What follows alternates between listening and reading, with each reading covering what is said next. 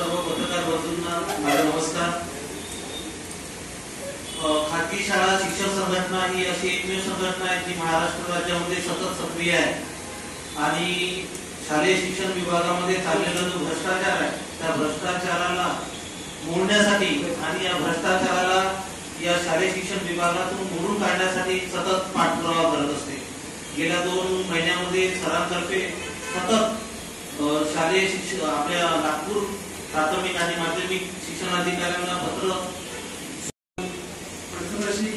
मी पण शिक्षण सेवा म्हणून म्हणजे अप्रशिक्षित म्हणून लागलेलो होतो 1/12/2004 म्हणजे 1 नोव्हेंबर 2005 पूर्वी।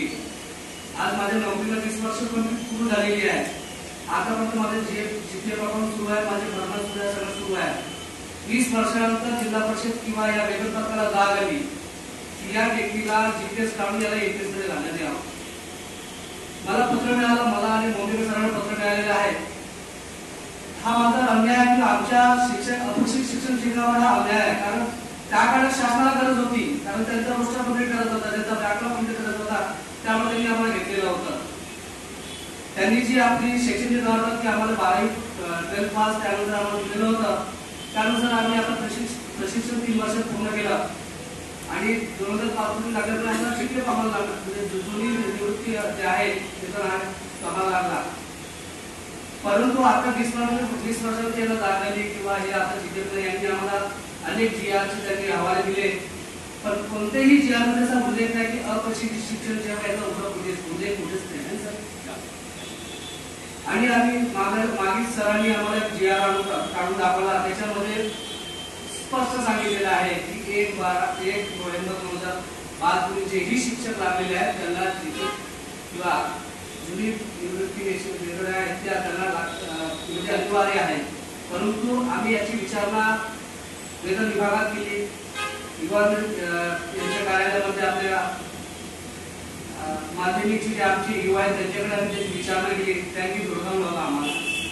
आम्ही डेप्युटीकडे कंप्लेंट करतो, त्यांना आम्ही विचारून त्यांच्या विचारातून सुरू आहे म्हणजे। पण या काळामध्ये आम्हाला 3-4 महिने रोखले आणि आम्हाला शासनाने पत्र दिलं की तुम्ही जीपीए आपण बंद करा आणि एनपी चालू करा।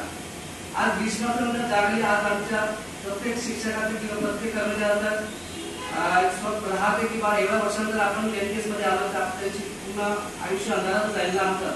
जेवढी शिक्षक आहे त्यांचं आयुष्य अंधारात जाईल, म्हणून मी सगळा तुम्हाला विनंती करतो त्यांनी तुम्ही आमच्या प्रश्नाला उजाळा द्यावा आणि आमचे प्रश्न त्यांच्यासमोर मांडावेत। धन्यवाद।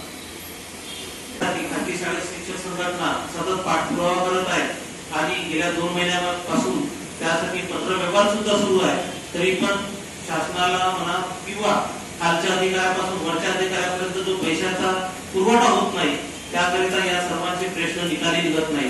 तरी पण या लोकांना आपणातर्फे वाचा फोडण्यासाठी खाजगी शाळा शिक्षक संघटना येत्या 27 मार्च 2025 ला संविधान चौकामध्ये 3 ते 5 या वेळात धरणे आंदोलन करीत आहे। याकरिता ही पत्रकार परिषद आयोजित करण्यात आली। धन्यवाद।